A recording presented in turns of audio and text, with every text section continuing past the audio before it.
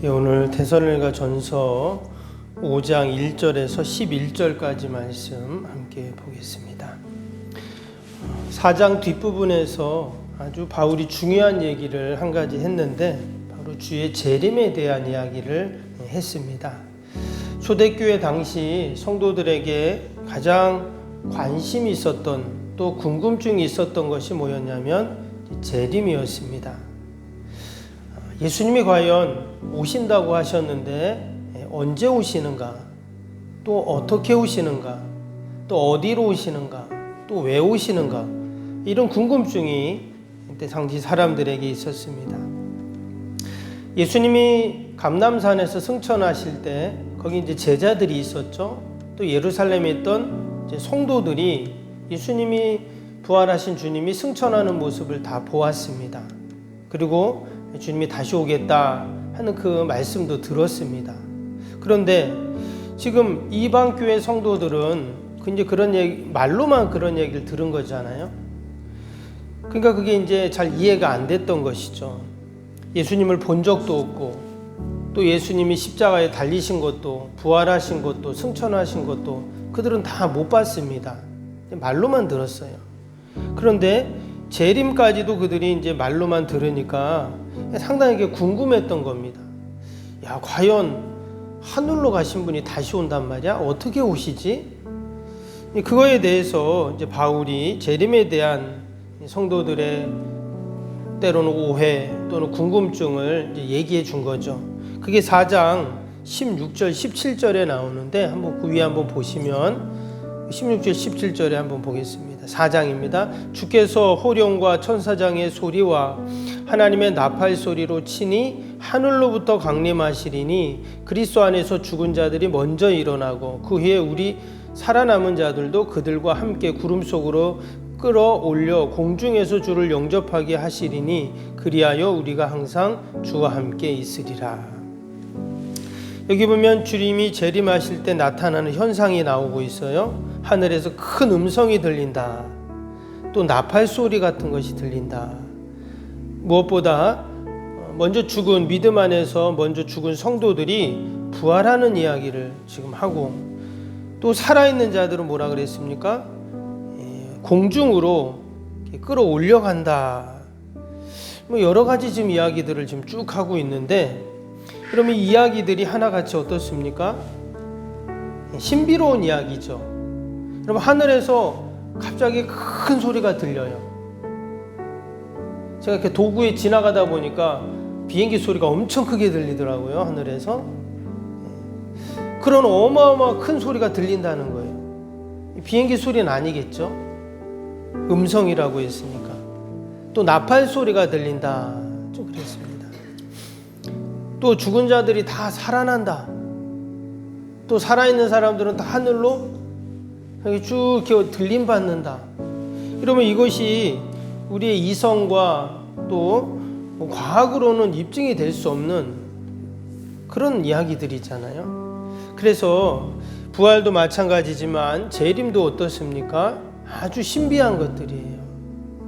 이것을 우리의 이성으로 자꾸 이해하려고 하면 말도 안 돼, 이렇게밖에 답이 안 나와요. 그러나 우리가 이것을 신앙의 차원에서 하나님이 하시는 신의 영역이기 때문에 이것은 신비한 일이다, 이렇게 우리가 여기면 됩니다. 여러분, 신비한 것이 참 많죠. 우리가 살아가면서 그것을 우리는 과학적으로 그 입증을 하려고 많이 하지만 여러분, 과학으로 입증 안 되는 것들이 많죠. 조그만 하늘을, 밤에 하늘을 쳐다봐도 여러분, 그 수많은 별들, 우주의 공간들, 또 그 모든 질서 있게 움직이는 것들, 우리가 그것을 다 이해할 수 없습니다. 과학적으로 다 증명할 수 없어요. 우주를 보지 않더라도 조금만 우리의 몸을 쳐다봐도, 우리의 몸을 봐도 얼마나 우리의 몸이 신비합니까? 그래서 이 주님의 부활이나 재림의 사건이나 문제들도 우리가 인간의 과학과 논리로 이해하려고 하지 말고 하나님이 하시는 일이다, 신비로운 일이다, 우리가 그렇게 받아들이면 됩니다. 그러면 그 재림이 우리에게 소망이 되고 주님의 재림이 또 우리의 신앙이 된다는 것이죠. 오늘 이 5장에서는 재림의 시기에 대한 이야기를 이제 이어서 하고 있습니다. 오늘 1절, 2절을 다시 볼까요? 형제들아, 때와 시기에 관하여는 너에게 쓸 것이 없음은 주의 날이 밤에 도둑같이 이를 줄을 너희 자신이 자세히 알기 때문이라. 재림의 시기를 말하면서 너희가 그것에 대해서 너에게 쓸 것이 없다. 먼저 이렇게 말을 했어요. 사실 재림에 대해서 지금 사람들이 궁금해하는데 가장 궁금해하는 것 중에 하나가 뭐냐면 시기였어요. 야, 과연 그럼 주님이 오신다고 했는데 언제 오실 건가? 이 시기가 너무 궁금한 거예요. 만약에 주님이 내일 오신다면 어떨까요? 내일 만약에 정말 주님이 다시 재림하신다. 그럼 아마 오늘 우리의 삶이 좀 달라지겠죠? 조금 달라지는 게 아니라 많이 달라지겠죠. 주님이 오신다는데. 우리가 아는 친구가 집에 온다고 해도, 아는 지인이 집에 온다고 해도 우리가 집을 청소하고 음식도 준비하고 먹을 것도 준비하고 맞을 준비를 하는데 하나님이 다시 오신다. 우리가 그냥 있을 수 없잖아요. 근데 만약에 이런 내일 새벽에 오신다. 그럼 어떨까요? 아마 내일 새벽 기도 다 나오실 겁니다. 성도들이. 그죠? 오늘 2절에 보니까 주의 재림의 날을 주의 날이다 이렇게 지금 말을 했어요. 주의 날.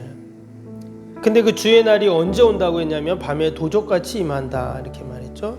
도적같이 임한다는 것은 생각하지 못한 때, 좀 그럴 때 온다 이 말이겠죠. 그럼 왜 주님이 다시 오실 때 밤에 아무도 모르게 마치 도적같이 생각하지도 못한 때에 오신다고 했을까? 여기에 하나님의 은혜가 있습니다.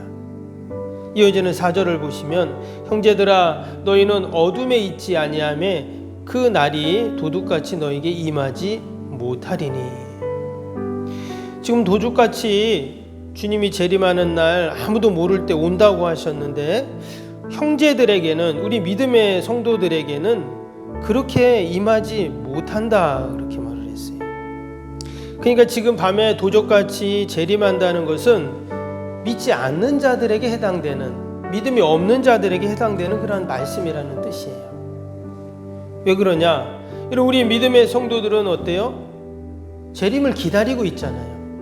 재림을 소망하고 있기 때문에, 소망하고 있는 자에게 오시면은 그게 몰래 오는 게 아니잖아요. 근데 믿지 않는 자들은 있긴 뭐가 있어, 오긴 뭐가 와, 이렇게 생각하니까 딱 오시면 깜짝 놀라겠죠. 정말 오셨네? 아니 진짜 왔네? 이렇게 여길 수밖에 없죠. 그래서 우리 믿음의 성도들이 재림을 소망하고 준비하는 신앙이라는 것이 뭔가, 오늘 말씀에 보면 그러면 주님이 재림하면은 세상 끝날이고 다 죽는 날이고 그럼 죽음을 준비하냐 이렇게 오해할 수가 있는데 그런 말이 아니라 이어지는 말씀을 보면 5절 보세요. 너희는 다 빛의 아들이요 낮의 아들이라 우리가 밤이나 어둠에 속하지 아니하나니 그랬어요. 8절에도 보면 우리는 낮에 속하였나니 그랬습니다. 앞에서도 보면 우리가 빛의 자녀들이다, 낮의 아들이다 이런 말들이 나왔었는데 당연히 낮의 아들이니까 밤에 있지 않겠죠. 어둠에 거하지 않는다 이런 말입니다. 특별히 우리 그리스도인들을 우리가 빛 또 낮 이렇게 지금 비유를 했는데요. 여기서 말하는 이 어둠이라는 것은 믿지 않는 자들, 하나님 알지 못하는 자들이 거하는 그런 곳을 의미합니다. 때문에 어두움에서는 아무것도 보이지 않죠. 그래서 주님이 오시는 것도 보이지 않고 알 수가 없는 것입니다. 그러나 낮에 거하고 빛에 거하는 우리 성도들은 모든 게 보이잖아요. 주님이 오실 때 당연히 주님을 영접할 수 있게 되는 것입니다. 그래서 재림 신앙과 주의 재림을 준비하는 자의 모습은 어떤 자들인가? 늘 주님 안에 있는 자, 주님의 빛 안에 있는 자, 바로 믿음으로 살아가는 자가 바로 주의 재림을 준비하는 자다라는 것을 이야기합니다. 그리고 구체적으로 바로 그 빛된 자녀의 삶을 사는 모습이 어떤 모습이냐면 이제 11절부터 쭉 나오는 말씀을 보면 11절 볼까요? 그러므로 피차 권면하고 서로 덕을 세우기를 너희가 하는 것 같이 하라. 13절 밑에도 보시면 그들의 역사로 말미암아 사랑 안에서 가장 귀히 여기며 너희끼리 화목하라. 14절에는 또 형제들아 너희를 권면하노니 게으른 자들을 권계하며 마음이 약한 자들을 격려하고 힘없는 자들을 붙들어주며 모든 사람에게 오래 참으라. 여기 보면 계속 나오는 말씀이 어떤 말씀이냐면 이제 빛의 자녀들의 삶을 말을 하고 있는데 한마디로 사랑을 나누고 실천하는 삶을 살라 이런 말이에요. 여기 보면 화목해라, 또 덕을 세우라, 권면해라, 격려해라, 또 힘없는 자들을 붙들어줘라. 다 뭐예요? 다 사랑에 기인해서 하는 행동들이잖아요. 그래서 우리가 주의 재림을 기다린다는 말은 어떤 말이냐? 아마 당시 이 데살로니가 사람들은 야, 주님이 다시 오신대. 그러니까 우리가 오시는 거 준비해야 돼. 그러니까 직장도 그만두고 뭐 그냥 다 놔두고 주님 오실 날만 우리가 가만히 있어. 이렇게 오해할 수가 있었어요. 그런데 지금 말씀해 보니까 바울은 그게 아니라는 말이죠. 재림을 기다리는 성도의 삶은 그게 아니다. 도리어 우리의 삶의 주변에서 힘들고 연약하고 어려운 이웃들을 더 섬기고 돌보고 사랑을 나누고 이게 바로 주의 재림을 준비하고 주의 재림을 기다리는 신앙이다라는 이야기를 지금 하고 있습니다.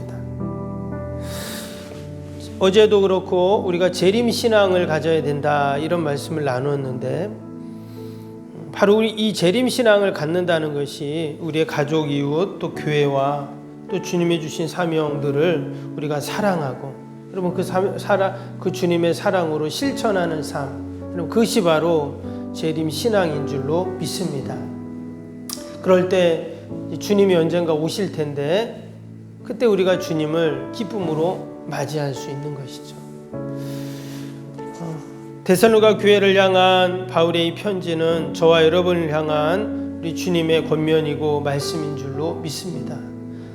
우리가 오늘 하루를 살면서도 이 재림 신앙을 깊이 묵상하고 과연 나는 어떤 신앙으로 지금 주의 오심을 기다리는가 다시 한번 이 말씀들을 붙잡고 여러분 더 우리가 재림의 신앙으로 견고해지는 저와 여러분이 되시기를 주님의 이름으로 축복합니다. 우리 수요일 기도 함께 하겠습니다. 46번부터 60번까지 기도 46번부터 60번까지 신실한 그리스도의 제자를 끊임없이 재생산하는 생명의 공동체가 되게 하옵소서. 아멘. 주님의 마음으로 성도들을 섬길 수 있는 평신도 지도자들이 세워지게 하옵소서. 아멘. 세워진 평신도 지도자들이 자신의 은사를 따라 교회를 섬기게 하옵소서. 아멘. 부흥의 새 시대를 준비하며 다음 세대를 책임지는 교회가 되게 하옵소서. 아멘. 복음의 능력으로 통일한국과 글로벌 시대를 감당할 다음 세대를 준비하게 하옵소서. 아멘. 다음 세대들이 성경적인 가치관으로 무장되어 열방을 품고 나아가게 하옵소서. 아멘. 우리 아이들이 지성과 감성과 영성을 겸비하여 새 시대의 부흥의 주역이 되게 하옵소서. 아멘. 이웃들을 목자의 심정과 긍휼의 마음으로 품고 사랑으로 섬기게 하옵소서. 아멘. 교회가 지역사회 주민들의 소통의 장소로 아름답게 사용되게 하옵소서. 아멘. 늘 섬김의 자리에 있게 하시고 지역의 자랑이 되는 교회가 되게 하옵소서. 아멘. 지역교회에 협력하여 함께 부흥하고 포항성시화에 쓰임받게 하옵소서. 아멘. 온 성도들에게 구령의 열정이 불타게 하시고 영혼 구원에 힘쓰게 하옵소서. 아멘. 주님의 지상 명령을 수행하며 주님의 소원을 이루어 드리는 교회가 되게 하옵소서. 아멘. 세계 복음화를 위해 더 많은 선교사와 선교지를 품고 섬기게 하옵소서. 아멘. 새성전 건축의 열방의 구원을 위해 거룩한 선교센터가 되게 하옵소서. 아멘. 예수님의 이름으로 기도합니다. 아멘. 사랑과 은혜가 충만하신 하나님 아버지, 우리의 신앙이 초대교회 성도들처럼 하나님 재림의 신앙으로 견고해지게 하여 주옵소서. 주님이 반드시 오신다고 하셨는데 우리가 언제 오실지 모르지만 그러나 늘 하나님 주님 안에 주님의 빛 가운데 거하게 하여 주시고 또 빛된 자녀의 삶을 살게 하여 주옵소서. 늘 우리 이웃들을 바라보며 사랑을 나누고 실천하는 삶을 삶으로 주님이 오실 때 기쁨으로 맞이하는 저희들이 되게 하여 주옵소서. 하나님, 지진으로 어려움을 당한 저 트리키에와 시리아의 많은 사람들, 하나님 그들을 긍휼히 불쌍히 여겨 주시옵소서. 하루속히 더 많은 도움의 손길들을 허락하여 주시고 또한 아버지 다시금 삶의 자리 아버지 삶의 터전이 회복되고 복구되게 하여 주시옵소서. 하나님, 이 땅에 이러한 재앙들로 말미암아 사람들이 두려워하고 염려하고 아버지 어찌할 줄 몰라 합니다. 하나님께서 은혜와 긍휼을 베풀어 주시고 아버지 다시는 이런 재앙들이 없게 하시고 우리가 더욱더 하나님 의지함으로 하늘의 위로와 또 하늘의 능력을 공급받는 저희들 되게 하여 주옵소서. 하나님, 오늘도 우리의 가정과 일터와 또 주님의 교회와 이 민족을 꼭 지켜주시고 어둠의 영들 틈타지 않게 하시며 늘 하나님의 은혜 가운데 거하게 하여 주옵소서. 오늘도 우리가 빛된 자녀의 삶을 살게 하시고 만나는 모든 자들에게 주님의 사랑과 복음을 전하는 저희들이 되게 하여 주옵소서. 오늘도 우리 연약한 육신과 또 우리 환우들 연락하신 어르신들 늘 강건하게 하여 주시고 건강 때문에 근심하고 염려하지 않도록 하나님 함께 하여 주옵소서. 새벽마다 올려드리는 새성정원축의 기도가 다 하늘에 상달되게 하여 주시고 하나님의 은혜 가운데 하나님의 강권적인 섭리 가운데 아름다운 성전이 지어지고 하나님도 하나님이 영광 돌리는 저희들 다 되게 하여 주옵소서. 오늘 하루도 아버지 주님 오심을 기다리고 소망하는 저희들 다 되게 하여 주옵소서. 예수님의 이름으로 기도하옵나이다.